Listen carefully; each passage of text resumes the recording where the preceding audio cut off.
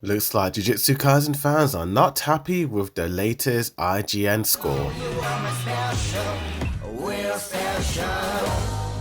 Yo, what's good, it's the boy Reviews, and JJK Season 2 ended on December 28th, 2023, and many fans all around the world have regarded this arc as one of the best in all of JJK, with some saying that this is their favourite arc of all of anime, and the fans aren't wrong because JJK Season 2 truly delivered, particularly the latter half of Season 2. Man, my poor boy Itadori Yuji is truly struggling and you don't like to see it. But I am really curious to see where the show goes in Season 3. While a lot of people have been praising this season for its art and animation and its storytelling, not everyone has been thrilled with this season, and that's IGN. So IGN gave their latest rating for the part 2 of Season 2 of JJK, and it does seem to be a lower score than part 1. Part 1 was rated an 8, and the reviewer said it was great. JJK returns with a prequel arc that deepens 2 of the most compelling characters on the show, delivering stunning action and a tragic story, which I more or less agree with the rating. But for the Shibuya incident arc, you'd expect the rating to be either an 8.5 or a bit higher with how intense and really gripping the story was, but no, the reviewer gave it a 6, said it was okay and said that JJK offers plenty of spectacle but little else during the Shibuya incident arc. While a 6 out of 10 isn't an awful score, it's still pretty low considering all the praise that this season has been getting from a lot of fans, and ever since this person released their review, it has gained over 4.5 million views on Twitter/X in just 2 days, and a lot of people aren't happy about this review. So let's read some of the comments. IGN gotta be the worst review company in history. Y'all must been watching with your eyes closed. Shibuya Incident Arc is one of the best shonen and definitely at the top of all new gen. The ending absolutely changed the status quo of the entire world. Leaves the main character a fugitive, kills several very important characters, and removes the ultimate trump card from use. Go back and change it to 10 out of 10. It had a whole season and a half to set up story and drama. How can you be disappointed there's fighting in an anime about fighting cursed spirits? IGN when it comes to giving out the worst reviews of all time. Same company to give Has Been, Hotel an 8. What a load of nonsense. WTF did I just read? I could actually feel the brain cells dying after every sentence while I was skimming through this garbage. They are disgusting. Seriously, can anyone take these clowns seriously? How the hell are they going to give a trash My Hero Academia movie a higher rating than the Shibuya Incident arc from the anime JJK? Please, you can't take into account the opinion of these clowns. Why did I even bother to read the review? These MFs watch sorcery fight. Yuji didn't go through the most terrible emotional breakdown just for you to write this never, and I mean never, speak to me or my son again. You are done in this business. Hey IGN, you're not special. You guys suck at rating everything, but no surprises IGN. MFS actually gave it a 6 and thought we wouldn't notice.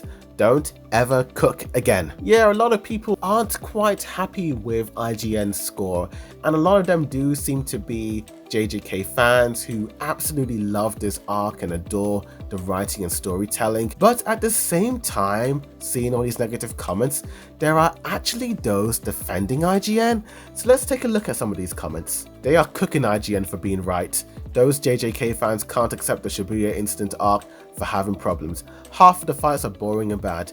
Animation is too slow and lacks weight and impact compared to Season 1 and 0. Animation alone makes me give the whole Season 2 no more than 6. I'd give it a 7, but this is a good score. Y'all just want 10s for everything. They cooked for the first time. Hopefully this is the start of people stop shilling Shibuya as the best thing in genre. Lol. MFers defending an arc with no storytelling, all battles and deaths you cannot connect with, going to be real hilarious once hype dies completely down, and people will see the light about the utter in storytelling of this show, with hidden inventory arc as an exception. With IGN's review, I finally feel vindicated in putting out this video a month ago because they really just summed up my points of why I didn't like Shibuya. Say it however you want, it really was just a bunch of fights strung together with little emotional impact. So yeah, a lot of people are quite divided, although I have seen more hate towards the IGN post than people defending it.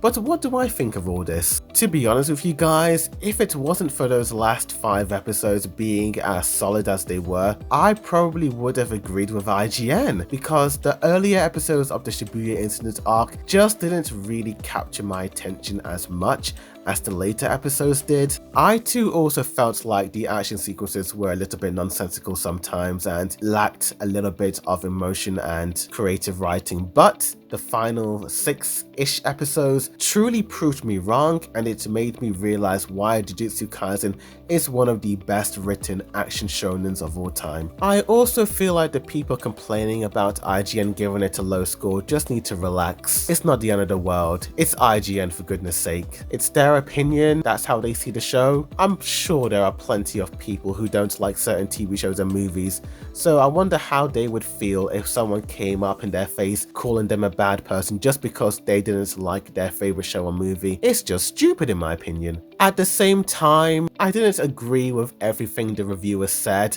Calling the character deaths cheap was a little bit insulting to hear, as I felt like there was a lot of effort put in the writing and execution of making these scenes as emotionally impactful as possible, and they succeeded on all fronts in that department. I feel like my main problem with this IGN review is that it comes across as this person is talking for all JJK fans. Their last sentence made me scratch my head a little bit. This is what they said: if you want action to service the plot and characters rather than the other way around, this arc leaves a lot to be desired. That one line made me go, wait a minute mate, wait a minute, not everyone is going to think like that. Some people may watch this arc and feel like the action isn't servicing the plot or characters. That sentence isn't what I'm thinking. I think because this entire review is coming from a third person perspective rather than a first person perspective, it just more or less comes across as this being a general response as to